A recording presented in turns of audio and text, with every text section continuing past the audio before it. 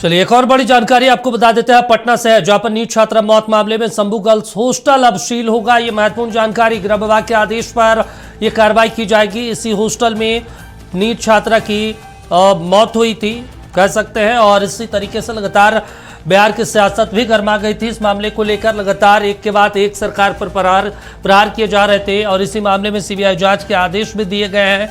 CBI इस पूरे मामले को लेकर टेक ओवर कर ली है, जांच पड़ताल भी कर रही है, और अब जो आदेश निकला है गृह विभाग से कि ये हॉस्टल सील होगा, इसके साथ ही तमाम बिहार में जितने भी गर्ल्स हॉस्टल संचालित किए जा रहे हैं उसको लेकर भी विभाग की तरफ से 2 दिन पहले आदेश जारी किया गया था।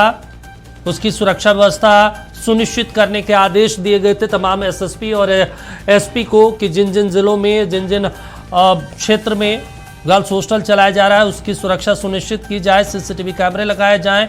इसके अलावा एक पंजीयन बनाया जाए, तमाम थानों में थाना क्षेत्रों में जितने भी गर्ल्स हॉस्टल चलाए जा रहे हैं उस गर्ल्स हॉस्टल का डिटेल उसमें डाला जाए। इन तमाम चीज़ों को लेकर महत्वपूर्ण जानकारी आपको बता दें।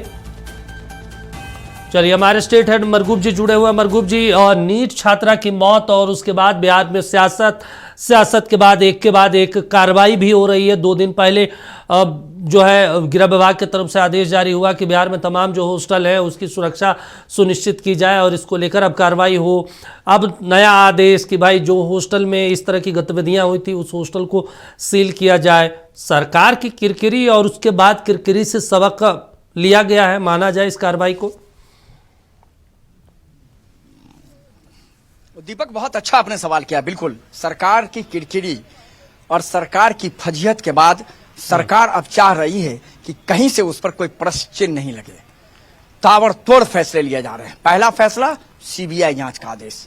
ये जरूर है कि सीबीआई ने अभी तक केस को टेक ओवर नहीं किया है। हम आपको जानकारी अभी से थोड़ी देर पहले की दे देते थे, सीबीआई ने अभी तक टेक ओवर नहीं किया। दूसरा,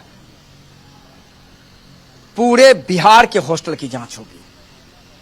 गाइडलाइन 11 है, उस गाइडलाइन का उल्लंघन करने वाले के खिलाफ एफआईआर होगा, जेल जाएंगे संचालक और हॉस्टल सील हो जाएगा। लेकिन उससे बड़ी खबर अभी हमारे पास आ रही है थोड़ी देर पहले, शंभू गर्ल्स हॉस्टल को सील करने का आदेश गृह विभाग ने दे दिया है। गृह विभाग ने यह आदेश जिलाधिकारी पटना के एसएसपी को दिया है और कहा है कि शंभू गर्ल्स हॉस्टल को तत्काल प्रभाव से आज सील कर दिया जाए, और उसकी पूरी तैयारी की जा रही है। तो अब ताबड़तोड़ फैसले लिए जा रहे हैं। फैसले इस बात को लेकर कि अब सरकार पर कोई प्रश्न नहीं आया है, पुलिस के किसी कार्य प्रणाली पर प्रश्न नहीं आया है। और अभी थोड़ी देर पहले होम डिपार्टमेंट का एक बड़ा आदेश किया गया। हालांकि यह आदेश मौखिक आदेश किया अधिकारियों को शंभू गर्ल्स हॉस्टल को सील कर पूरे मामले की रिपोर्ट गृह विभाग को भेज दें। तो फिलहाल इंतजार कीजिए, आज शंभू गर्ल्स हॉस्टल सील होने जा रहा है और पूरे मामले में एक बड़ा आदेश होम डिपार्टमेंट का गया है, और सील किए जाने की कार्रवाई हमें लगता है किसी भी समय जिला प्रशासन के अधिकारी पहुंचेंगे और वहां शुरू कर दी जाएगी। तो ताबड़तोड़ 3 बड़े फैसले, पहला सीबीआई जांच, दूसरा पूरे बिहार की हॉस्टलों की जांच, और 11 गाइडलाइन के साथ एक और बड़ा सवाल है, खोलना होगा।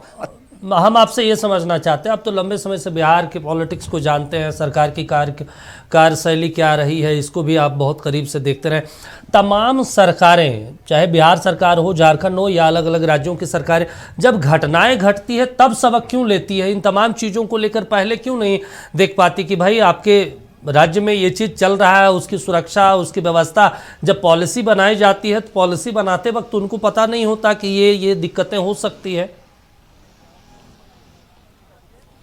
दीपक, इसे लापरवाही कहिए या बिहार की सुरक्षा में एक बड़ी होता है ना कि आप अपनी फजीहत करा ले, फिर उसके बाद आप ठोकर लगने के बाद आप सड़कों पर ठीक से चलना शुरू करें। बस बिहार में यही होता है।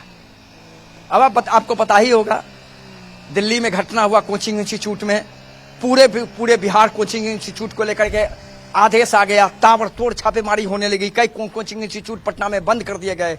और जैसे ही नीट की तैयारी करने वाली छात्रा का मौत का मामला आया, सरकार की आंख खुल गई और आदेश दे दिया गया कि 11 गाइडलाइन के साथ। तो बिल्कुल, ये आपने बिल्कुल सही सवाल उठाया कि ये पहले से क्यों नहीं होता है। बिल्कुल, और यही कारण है कि आज हम लोग विकसित राज्य बनने की कोशिश कर रहे हैं और कई राज्य विकसित बन गए। फर्क यही है, बस यही समझिए आप। गाइडलाइन हर कुछ का होना चाहिए, चाहे वो किसी भी चीज का हो।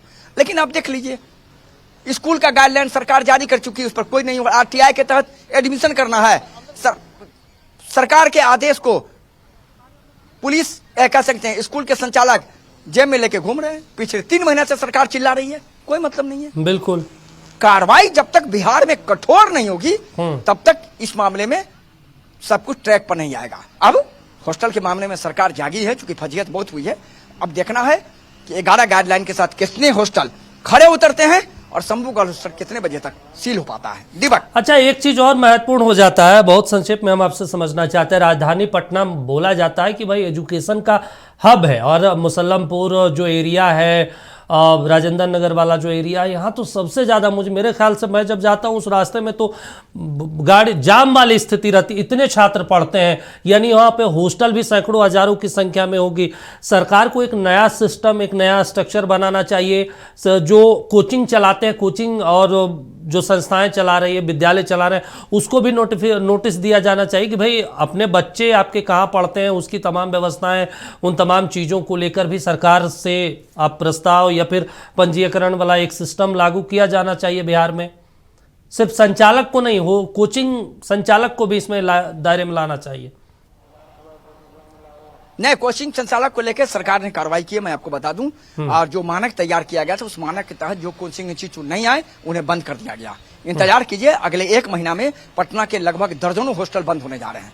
चूंकि सरकार ने जो गाइडलाइन दिया है उस गाइडलाइन पर पटना के आधे से ज्यादा हॉस्टल खड़े उतर ही नहीं सकते हैं। मैं बता रहा हूं ना आपको, नीचे में फैमिली रहती है, ऊपर में हॉस्टल खोल दिया गया।